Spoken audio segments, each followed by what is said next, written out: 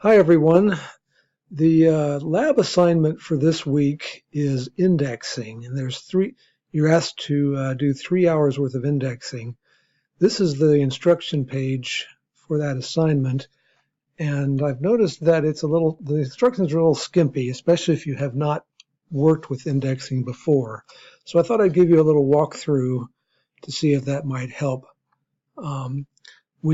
The first thing it says to start web indexing, click here. So you just click there, and it'll take you to Family Search. You just sign in.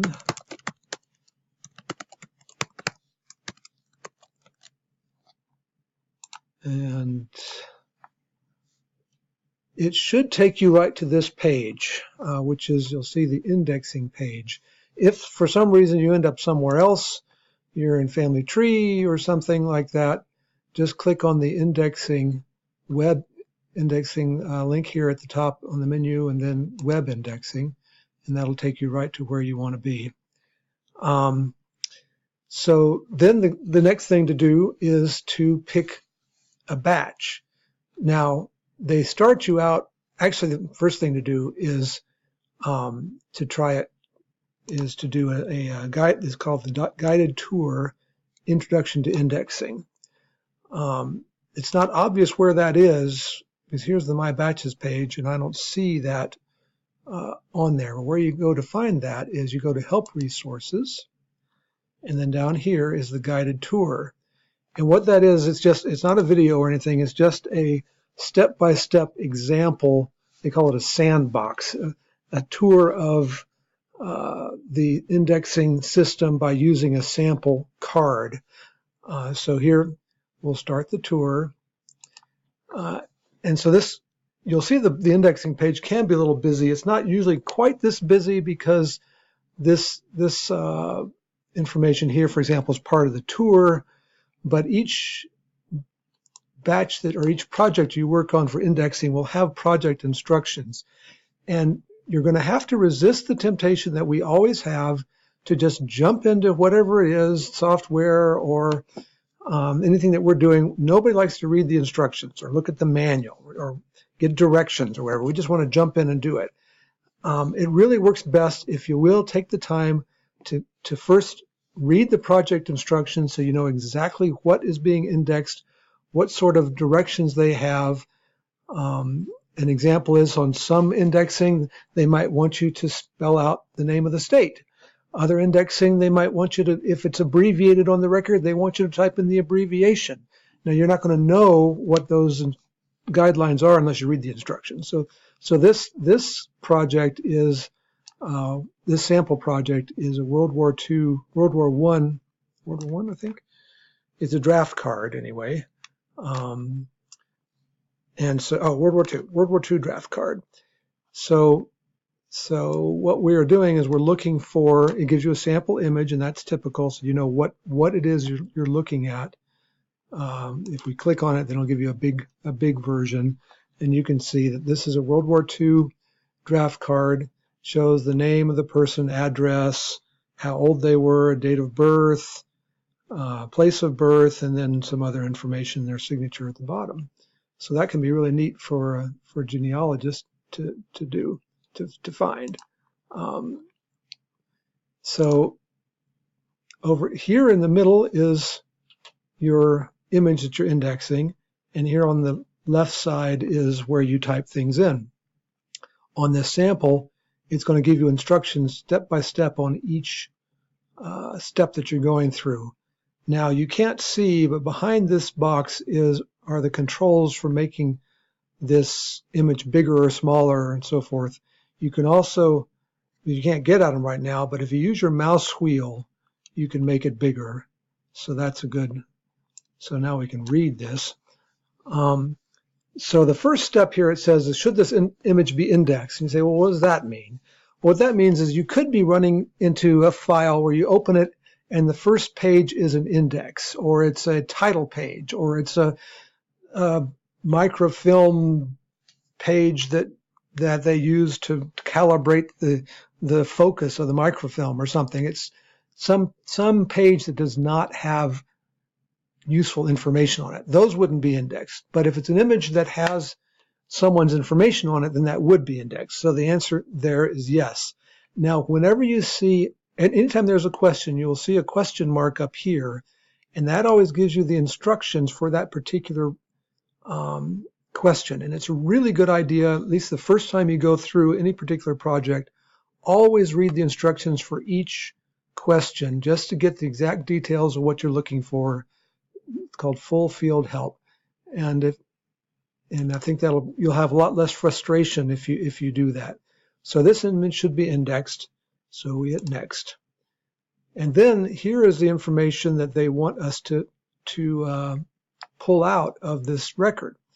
So for example, type the individual's given names. Well, what are given names? Well, it gives you a little tooltip there. Given names include both first and middle names. You can check on the box here as well. And that tells you, exactly what you're looking for. Don't type in Mr. or Junior, or if it's abbreviated, type it as it was written in the document. In our example, we saw, I went through it pretty quickly, but I noticed that it did have an NMI for the middle name, meaning no middle initial. And that says don't index that kind of thing. So that's why it's important to know exactly what they want you to index. So look at that first. So this one, the given name happens to be, see, first, middle, last. So given names are Holmes, Quincy. Surname is Miller.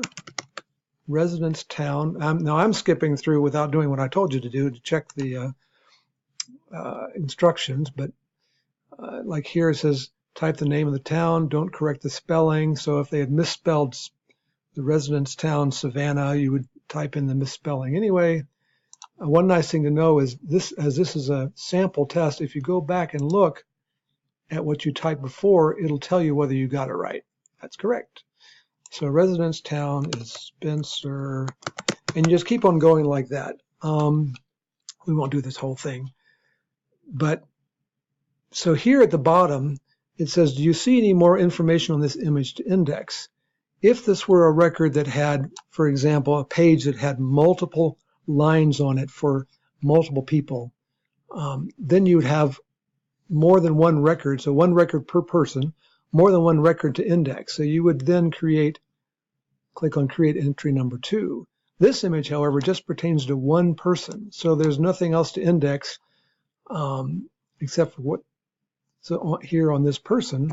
So then we would just submit, in this case, we submit the batch. Now usually a batch is not a single image, but for this sample, it is. So we'll submit the batch. And it won't let me submit the batch because I didn't finish filling it all out, but that's okay because this is just a sample. So let's say that you got into an indexing batch and you can't read the handwriting, or it's too complicated, or you're frustrated, or what do you want to do? You can always, if you want to get out of one, that's fine, and do something else. Click on this arrow here up at the top left to return to web indexing, and that will dump you out of that batch you're working on, and you can go find something else. So once you go through that sample, then you want to find a real batch, because that's just a sample. It's nothing of that is saved. It's just for you to practice. You want to find a real batch. You can hit find a project up here and look for a country and that you might want to look at records for, but really the best way to do it is go back to where we were.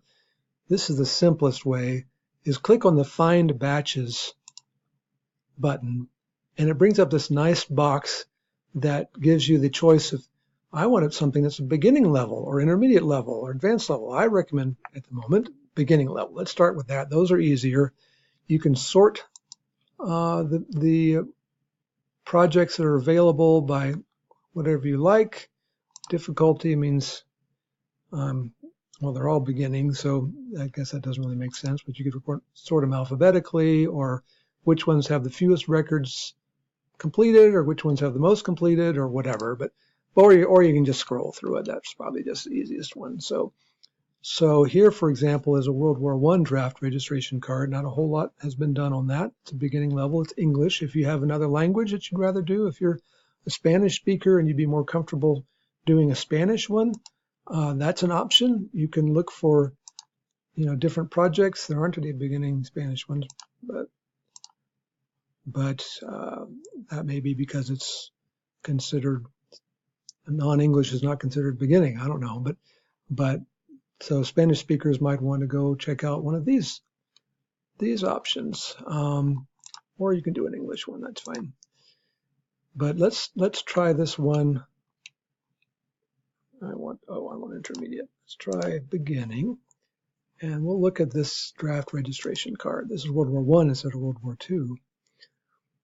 But it's a similar thing. You've got a card full of information about one man who came in to be to register for the draft.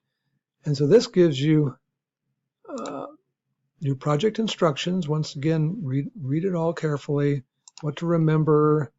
Like here it says if places are misspelled, spell them correctly. Sometimes they don't like to do that. Sometimes they want to make sure that things are indexed exactly the way they were spelled. So it all depends on the instructions. So read those instructions, and here's that control panel I mentioned that you couldn't see before. You can make the image larger or smaller. If you go here, if you, for example, don't like the way this looks, you can change the brightness or the contrast, or you can just invert it. You can say, I'd rather look at white lettering on black paper. If you like that, you can do that. So those are helpful. So should this image be indexed is the first question. Well, this has information on somebody, so yes. So we'll go to next image. Pause. Okay, sorry, I was having to look at what I was doing. It'll ask you this question: should this image be indexed for each image first before you get a chance to type any information? So that first I looked at the one that was there before. Now we're on Mr. Swank, and that one should be indexed. So you'll go through all the ones that need to be in the whole batch to see, are these good images to look at? And we'll just keep on clicking. Yes, yes, yes. I hope there aren't so many, because we'll be here forever just clicking through things. But so these are all good to index. Okay, and that's the end. Now it takes me back to the first one. So that's the exercise you go through first to identify all the cards that have data on them. If you would run into a card that was a title page or something, or just not something that was to be indexed, then you'd say no, and it would skip that for this step. So now you get the step where you go through and do all the information. Again, at least the first time, always check what the instructions are. This time it's not going to give you the option of going back and say that's correct, because it doesn't know. This is the real thing. So make sure and read the instructions, type the given names as they were written. So you type John Ross, surname is Swafford, and you would keep on going like that. Now, I won't go through the whole thing, but once you're done, again, if there were more than one person, if you were looking at records that had more than one person per page, then you would create another entry for the next person by creating entry 2, or then you would just go to the next image if you're done. Once again, if you want to, if a batch frustrates you or you can't read the handwriting or whatever, you can always hit this button here to get out of that batch. Now, this didn't happen when we were doing the test one, but when you're doing a real batch, what will happen is you say, I don't want to do that, or I want to stop and come back later. That batch will then be here on your page that you can come back later to it.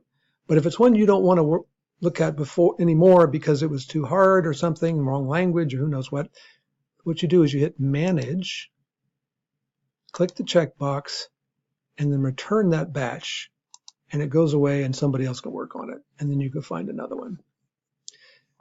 Now, when you're done with your indexing, you're supposed to do 3 hours worth of indexing. When you're done with it, you're supposed to submit a screenshot of a progress bar, and that's on this page. And what you do is you scroll down here to the progress screen and take a screenshot, an image or whatever of that, and then submit it. I'm running out of time, so I can't go any more on this, but good luck with this project. I hope you enjoy it.